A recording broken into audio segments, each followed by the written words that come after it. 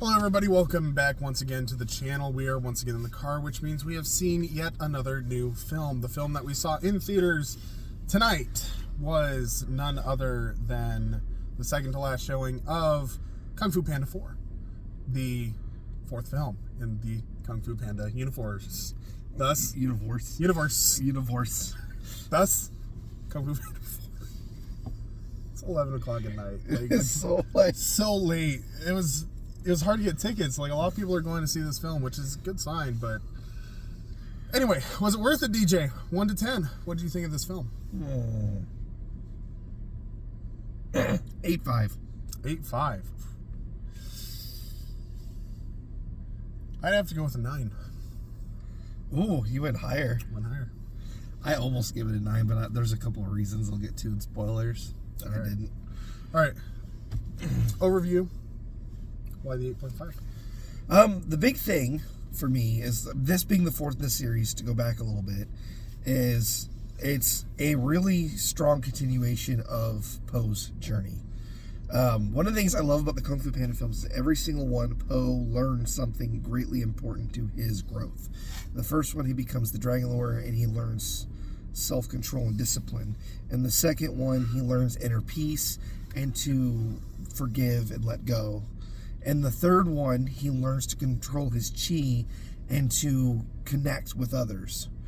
And this one, he learns to move on. It's like it's a great way, and a good homage to Kung Fu films that have a series where it moves on and moves forward. It's fun. It's a great way to move the story forward. It's well developed. It's well, I say shot, but it's CGI. It's generated, but it's really well done. The visuals are spectacular and consistent with the other films. They've consistently improved visuals and character development and growth throughout the series. They continue that really well in this one. The story is fun. The plot is really fun. The characters interact fantastically, and there's just a really great. It's a carrying on of the torch. I'm trying not to spoil this film, but give an idea of what this film did. It's a carrying of the torch, and it does a really good job of it. Yeah. Overall, the film's just really well put together. There is not a lot to complain about in regards to it. Yes, it's CGI, but it is animated really, really well. It's very crisp. It's very fluid. It's very dynamic. They do a lot of different things with it that are just very well done overall. There's a lot of things that they could have been lazy about, and they weren't lazy about. It looks like they purposely put a lot of effort into this film. The script writing was on point. The humor was on point. The story had its ups and downs and its twists and turns, and I was afraid it was going to be very tropey, but it actually did a couple of tropes in very fun ways, which we've talked about before. Yeah. Tropes are not an issue. You just have to do them well for them not to be like a major problem. You can't do the trope for the sake of the trope. It has to feel natural. Yes. And this film does a very good job with it. It's just like all of the other Kung Fu Panda films where you think, oh, it's the next Kung Fu Panda movie. It can't be that good because it's about a panda fighting Kung Fu. And then it always just like... It's always good. It's always really good. It's always really good. Because you're like, oh, they're milking the property at this point. And then it's like, oh no, this is like Kung Fu Panda 3. Like, oh no, I actually am like on the verge of tears. It's so beautifully written. And then this one, I'm like, oh, they're milking it and it's going to be really bad. And it's going to have all these different things in it that I don't like. It doesn't. But it doesn't. It's really well done. It's really well put together. And the choreography is impressive. Like, yeah. I think back to like the first one when he's fighting the Furious 5, and the second one when he's like dodging the cannonballs and catching them and throwing them back, and the fluidity of the movements and the animation, the way they choreograph it, and it holds true in this film. Like it just gets better every time they do it. Yeah, it's almost like they're showing off. You know what this reminds me of? Like when they take a film, an animation film, and redo it after, like, you know, they did with Toy Story or with How to Train Your Dragon does a little bit, where they kind of put more into it because their technology and their skill and their level of ability to create these models is improved so much they want to show it off. Yeah. and they do it in spectacular fashion. They don't. It doesn't feel like they're showing off the animation for the sake of showing off the animation. It feels fluid. Right. The Incredibles 2 did this really well, where it had been a long time the animation improved. Kung Fu Panda follows that, where there's a lot of improvements in animation and they use them well, but give a good reason for them being in there. They're just throwing them in as a tech demo. It feels natural. Yeah. No, it's a very good film. It's very well put together. It's very heartfelt, very enjoyable. The thing that frustrates me about this film isn't the film itself. It's everything surrounding the film, in the fact that this is the first family-friendly film that has come out in 2024. It's the middle of March. Like, yeah, the other big ones like If and some of the other ones are coming out at the same time or right. Yeah, in like May. Yeah, or soon after. Yeah, that is a very odd thing. Yeah, and the thing is that like family-friendly films always do well and continue to do on the box office. Migration is still in the box office top 5.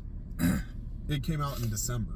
Wonka was in the top 5 forever. I think it just this last week dropped out of the top 5 with Dune. That's wild. Yeah, it's like family-friendly films do really well when they're well put together.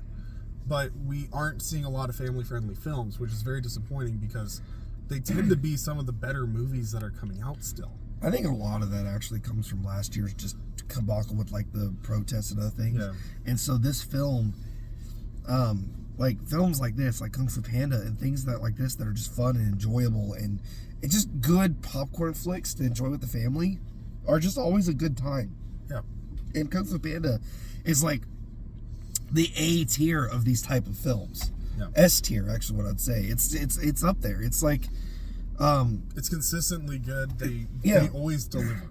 They do. Yes. So, but anyway, it's one of those things where highly recommend seeing it in theaters. It was very enjoyable. There's a lot of subtle notes and stuff like that in the score, and also just the sound work is really good. The score was so good. Yeah. And there's some fun stuff in there. Yeah, so it pays to have the theater experience and go and see this with your kids or with your friends in the movie theater. So highly recommend this film. With that, we'll go ahead and we'll move into spoilers. Spoilers.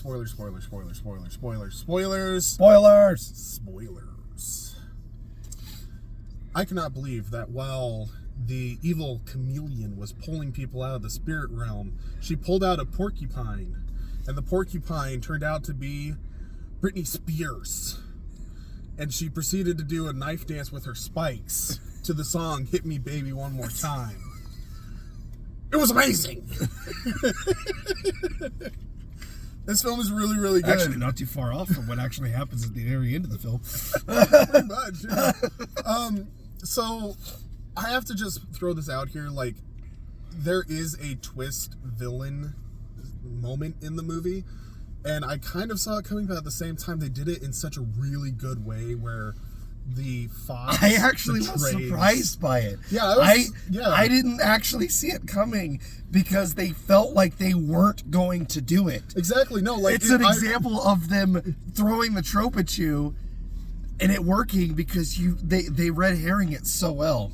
Yeah, because she's obviously a bad guy. Like, it's too obvious. It's so obvious that it was good. It was really good. And it happened at like a perfect moment where she just suddenly changed. It was that's what made it work.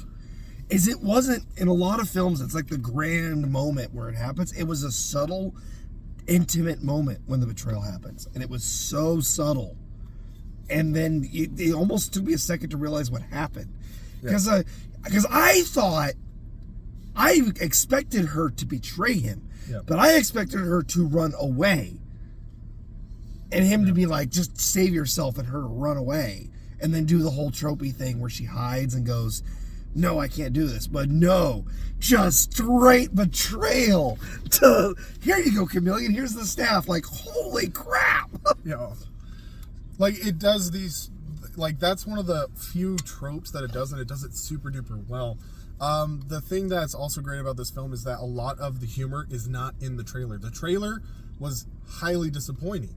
when we saw the trailer, I was like, this is going to be really bad. It seems like a B movie. It seems like they're not putting a lot of effort into it. Yeah, the trailer felt off. I can't even explain what it is. Yeah.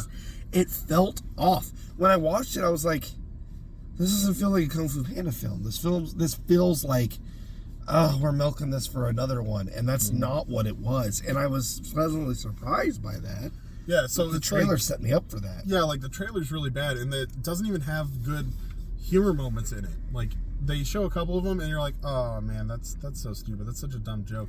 But then in the movie, it works really well, and there's a lot better comedy bits that happen. The Kung Fu Panda movies have always had like slapstick humor, potty humor, but it's always been a light bit of it, and it's been off to the side of it. Yeah. One of the things that makes Poe endearing is he is comically clumsy, but he recoups. Yeah. And you get to that point where you're afraid. Despicable Me, I think, ran into this problem. Was like, how much can you milk this type of character's like jokeness until it isn't funny anymore? Yeah. And the way Kung Fu Panda does it is by constantly improving and being smarter about things while still being Poe's silly because he's clumsy. But his clumsiness is not like a debilitating weakness. He compensates for it. And the movie does the same thing with the comedy. It has the silly, dumb comedy, but it compensates for it with incredibly smart characters and dialogue and development that it balances against that silliness. Yeah. So another thing too about the film that it's not really necessarily spoilers. It's just I didn't think about it while we were going through like our general comments. The voice work was very, very good from all of the characters. Awkwafina actually did an amazing job. Yeah, she's really good. Yeah, like she usually does a really good job, but she has a very distinct voice. She kind of mellowed out her voice so that it wasn't as stark. Raya and The Last Dragon had a problem like that because she played the dragon, and her voice didn't quite fit the character as well. You get used to it after a bit, but it's a little awkward. This character, she played the character incredibly well. Well, yeah. And it felt like a lot of times with Awkwafina, and I've seen this with other, like Jack Black has the same problem, where the voice is so distinctive that you start thinking of them as the person rather than the actor, rather than the character. Exactly. That's not their fault. That's just, it's a character trait of having a very like distinct boisterous voice. But it's also a thing too of like it's good character work and good script writing. So Awkwafina was in Migration, and one of my comments in Migration was the fact that her voice is so distinct that her character became very, very grating. It is not the case here with Kung Fu Panda 4. I was actually worried about that, but it's just one of those things where she seemed to have kind of like mellowed out to play the character more, and it doesn't always sound like Awkwafina. No, she sounds like she's playing a character rather than playing herself. Yeah. Which is something that that was a big thing when Jack Black did Kung Fu Panda, the first one. That a lot of people said that Jack Black playing what? And people were said like, oh, he just sounds like Jack Black, you know. But as the films have gone on, it's Poe. It sounds like Poe. Yeah. Awkwafina did a good job of flowing into that. Yeah. Now for a couple of the things that I wanted to hold off to as spoilers to say. Actually, one of the reasons I kind of give it a big top is they threw away the Furious 5. But they did it well. They did it okay. I don't like that they just kind of threw it. They were like, oh, they're on a mission somewhere, and then they just show up at the end. Felt a little cheap. I would have liked to have given them some more. I don't know actually the production reasons or why they could get them, because like there was a lot of high profile actors and actresses who played those characters. You had Angelina Jolie, you had Lucy Liu, we talked Seth Rogen. Like, yeah, I get it. Jackie Chan. Like, it may be tough to like get them to like be able to like do it. I mean, and they were less. They did that. It's not just that. They did it in the third one too. Yeah. The last two films in a row, the Furious 5 just kind of sidelined. That's especially when they had a Kung Fu Panda series where they were prominent characters in. Like, you know, even if you have someone else voice them, you could at least give them some homage. Yeah. It was a little rough for me to see them just kind of sidelined twice in a row. I can see that, but I think that they did it well enough that, to be honest, when they explained it, I was just like, okay, like, I know, like, as an adult, like, they're not going to pay the actors. They can't have a full cast. And the other thing is that the way that the story goes and flows, I think it worked really well, just because having them in the film would have been detrimental to the story.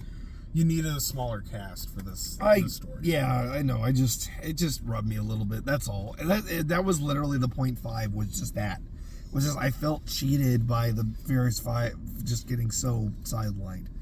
That's it, really. As far as not a perfect score, I mean, it's honestly what hurts it is some of what makes it endearing at the same time. Like, it's not.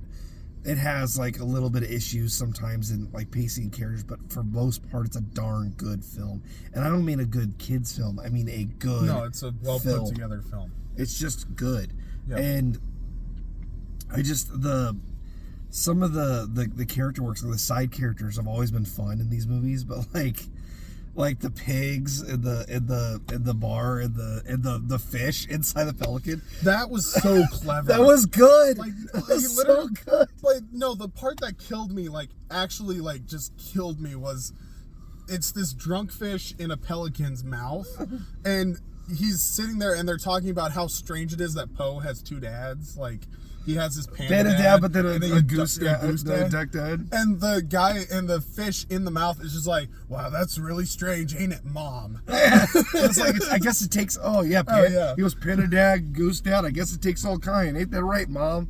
Ain't that right, Mom? And then when Pelican's just like, and then when they go through, he's like, have you seen our boy? Huh? Why are they leaving? You said yes. Like, there's all these, just like, one of the things I love about them, they kind of joke, there's inside jokes about like animals and like the universe is just kind of funny. It's never fully fleshed out, right. Just enough to keep an air of mystery. And that's what I love about this series, is it never goes too in depth on the world for you to like feel like it's ruining it. You just let it go.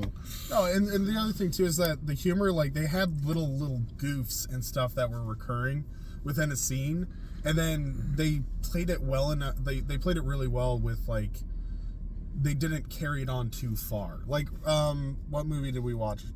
Ghostbusters 2016. We just watched that for Curb Stomp, and literally in the movie they had a recurring gag, and after the second time of that gag happening, we were like, this is ridiculous. It's really dumb. This film has that wand. Yeah, that was the only thing I had that I didn't like in that film. Really, was that. But this film has a couple of those where it's literally like they play it to the perfect amount. Where you have the rabbit literally stirring himself in the stew. And the one of the best moments of the film is when Poe is like saving everybody, the villains. He's like giving them their money back and trying to help them and stuff. And he puts all of the rabbits back into their dangerous circumstances. The guy, he puts the guy back in the pot, puts the guy back in the target, puts the guy back in the, and they're like, all of them are like, oh, like they're upset they've been saved because they've been put back where they were. And it's like a perfect thing for Poe, because he's like, he means so well that he doesn't think through the longevity of things. And this is one of the things that this film does, is it actually finally like gets Poe past the one thing that's always held him back, and his inability to think past like himself. Yeah. And so the main point of this film is him letting go. He has to pass on the Dragon Warrior. That's what sets the whole adventure forward. He has to pass on the torch to somebody else, like Oogway did. And Mr. She's like so upset about it. Like, they didn't pick me. It's so funny because like Poe's like actually moving past like even like surpassing Shifu because he can't let go, and you start to see maybe why Oogway didn't choose him, because he just hits a wall and he's stuck. And Poe actually gets past that and passes the torch on to Awkwafina's character, the fox. Right. And it's really well done. You see it coming. It's like, it's like, you know, that's where it's going to as you watch the film. Like, it's gonna be her. But the question, what my original thought was, I thought that she would like walk away and come up, but the betrayal made me think that it might actually not happen. So they twisted the trope twice. They did two tropes. The friend betrays her, and then she becomes the successor, which are both the tropes I expected to happen. But the way they did it made me think each time that it wasn't actually going to work. Threw me off. It was well done. It was like perfectly well timed and set up. It's a trope that they did well. Yeah. Like, that's... That moment when he hands her the staff to lift it up, and she just backs away, and he's like, what the... And then bows to her, and you're like, holy crap, they did that. She did betray him, and then it's like a full-on betrayal. It's not just a... Yeah. But it's interesting to see also, like, her character development, like, while things are happening and going about, where literally she's finding out that Poe is a spiritual leader. He doesn't realize it. And he is a spiritual leader. He is a master. He is teaching her, and he's trying to help her without realizing it, because he has progressed to that point. Yep. Which is really great, subtle character work and good writing. To where she actually starts accepting him not as a friend, but as a mentor, as a master. As a master, yes. So